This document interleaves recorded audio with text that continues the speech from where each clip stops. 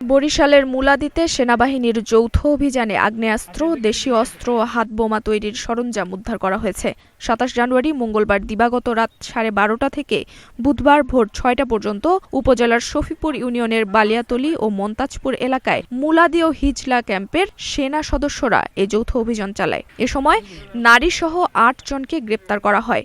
বুধবার দুপুরে আরিফ মাহমুদ ডিগ্রি কলেজে এক সংবাদ সম্মেলনে মুলাদি সেনা ক্যাম্পের কমান্ডার মেজর তৌফিক এ তথ্য জানান। সংবাদ সম্মেলনে সেনাবাহিনী জানায়, গোপন সংবাদের ভিত্তিতে হিজলা সেনা ক্যাম্পে কমান্ডার মেজর জাহিদের নেতৃত্বে ৩০ জন এবং মুলাদি সেনা ক্যাম্প কমান্ডার মেজর তৌফিকের নেতৃত্বে ৫৫ জন, মোট ৮৫ জন সেনা সদস্য শফিপুরের বালিয়াতলী ও মন্তাজপুর এলাকায় অস্ত্র ও মাদক বিরোধী অভিযান চালায়। এ সময় একটি রিভলভার, বিপুল পরিমাণ রামদা সহ দেশীয় অস্ত্র এবং হাত বোমা তৈরির বিস্ফোরক দ্রব্য ও সরঞ্জাম উদ্ধার করা হয়।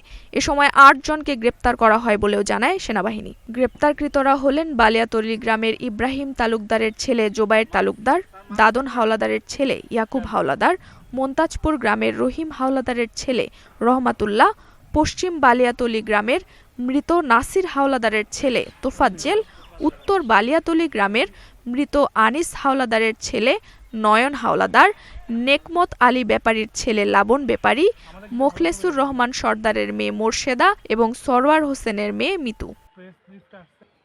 নুসরাত জাহান জেরিন, নাগরিক প্রতিদিন।